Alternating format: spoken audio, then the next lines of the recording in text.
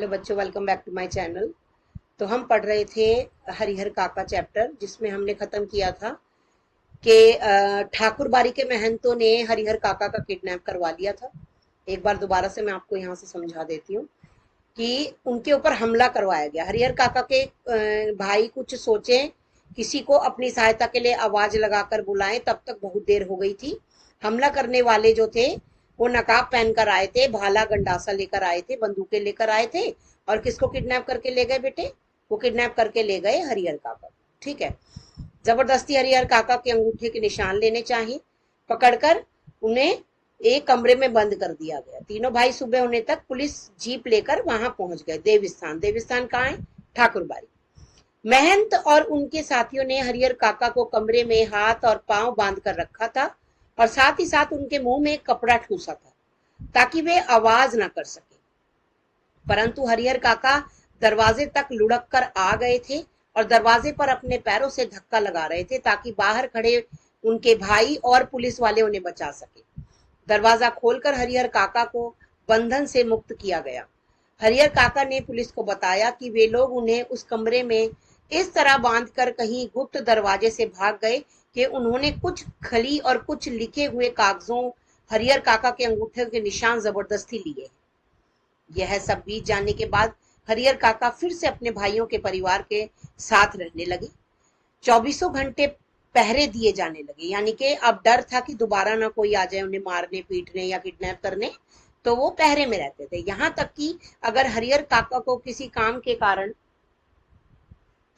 गांव में जाना पड़ता तो हथियारों के साथ 4-5 लोग हमेशा उनके साथ रहते। लेखक कहता है कि हरिहर काका के साथ जो भी कुछ हुआ उससे हरिहर काका एक सीधे साधे और भोले किसान की तुलना में चालाक और बुद्धिमान हो गए थे। अब वो समझने लगे थे कि लोग इतने खराब हैं कि किसी भी टाइम कुछ भी कर सकते हैं।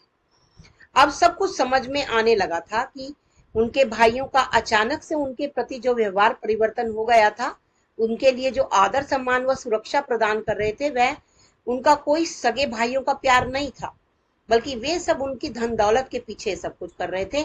अब उन्हें ये सब समझ आने लगा था कि अचानक से कैसे बदल गए, सब प्यार कैसे करने लगे। तो उन्हें सब दिखने लगा था कि ये सब लोग दिखावा कर रहे हैं और असली जो प्यार है वो सब मेरी जमीन के कारण।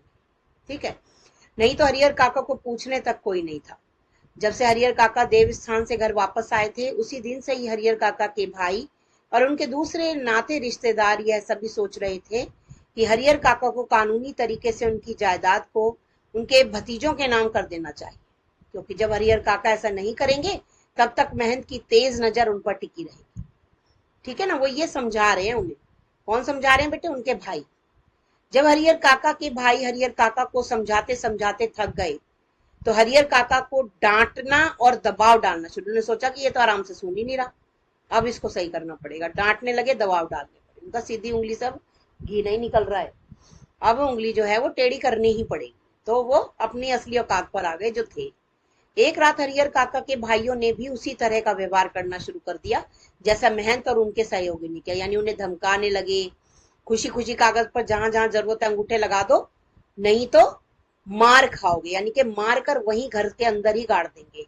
धमकियां मिल रही हैं उन्हें, चुपचाप कागज पर साइन कर रहे हो कि तुम्हें मार कर गाड़ दें घर में, ऐसे कह रहे हैं।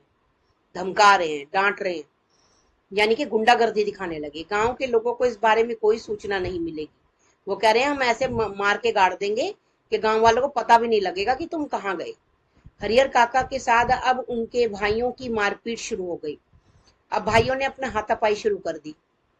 जो काम ठाकुरबाड़ी के महंतों ने करवाया, ठीक वही काम भाई भी करना शुरू कर दिया। मारपीट कर रहे हैं। हरिहर काका को अपने भाइयों का मुकाबला नहीं कर पाए, बूढ़े थे बेचारे, कहाँ तक अपने भाइयों का मुकाबला कर पाते।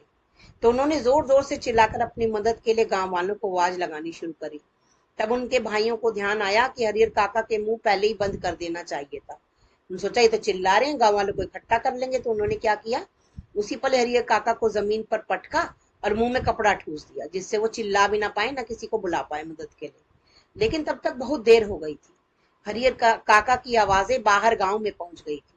हरिहर काका के परिवार और रिश्ते नाते लोग जब तक गांव वालों को कि यह सब समझाते कि यह सब उनके परिवार का आपसी मामला है, वे सभी इससे दूर रहे। तब तक महंत जी बड़ी दक्षता और तेजी से वहां पुलिस की जीप लेकर आ गए। महंत अच्छे बनने के चक्कर में क्या करा, महंत ने सोचा कि जब मैंने पकड़ा था तो ये लोग पुलिस ले आए थे, अब मैं पुलिस ले आता हूँ। ठीक है, पुलिस ने जो है पूरे घर को अच्छी तरह से तलाशा, उसकी तलाशी लेनी शुरू कर दी। फिर घर के अंदर से हरिहर काका को इतनी बुरी हालत में मिले कि मतलब जख्मी हालत में मिले, बुरी हालत में। उनकी देवस्थान में भी इतनी बुरी हालत है तो उनकी देवस्थान में भी नहीं हुई थी जब वो ले गए थे किडनैप करके मार रहे थे, जिस तरह से उनके भाइयों ने उन्हें मारा। हरिहर काका ने बताया कि उनके भाइयों ने उनके साथ बहुत ही ज्यादा बुरा व्यवहार किया, जबरदस्ती बहुत से कागजों पर उनके अंगूठों के निशान ले लिए हैं, उन्हें बहुत मारा पीटा है। इस घटना के बाद हरिहर काका अपने परिवार से एकदम अलग रहने लगे। उन्हें उनकी सुरक्षा के लिए 4 राइफलधारी पुलिस के जवान मिले थे। आश्चर्य की बात तो यह है कि इसके लिए उनके भाइयों और महंत की ओर से काफी प्रयास किए गए थे। असल में भाइयों को चिंता थी कि हरिहर काका अकेले रहने लगेंगे तो देवस्थान के महंत पुजारी फिर से उन्हें अपनी ओर बहला फुसला कर ले जाएंगे, जमीन देवस्थान के नाम करवा लेंगे। यही चिंता महंत की थी और यही उनके भाइयों की थी। तो बेटे अब क्या रहा, अब देखिए आगे। हरिहर काका ने, सभी लोग सिर्फ यही सोच रहे थे कि हरिहर काका ने अमृत तो पिया है, नहीं कोई सा अमृत पी रखा है, नहीं तो मरना तो उनको एक दिन है ही। उन्होंने कहा कि इतना मारा धमकाया सब कुछ किया लेकिन ये फिर भी जिंदा है, इन्होंने तो कोई अमृत पी रखा है, मरेंगे तो हैं एक दिन। और जब वो मरेंगे तो पूरे गांव में तूफान आ जाएगा, क्योंकि महंत और हरिहर काका के परिवार के बीच जमीन को लेकर लड़ाई हो जाएगी। सब बात आपस में पूरे गांव वालों में ये बात फैल गई, ठीक है, कि इनकी तो आपस में लड़ाई होती रहती है जमीन को लेकर।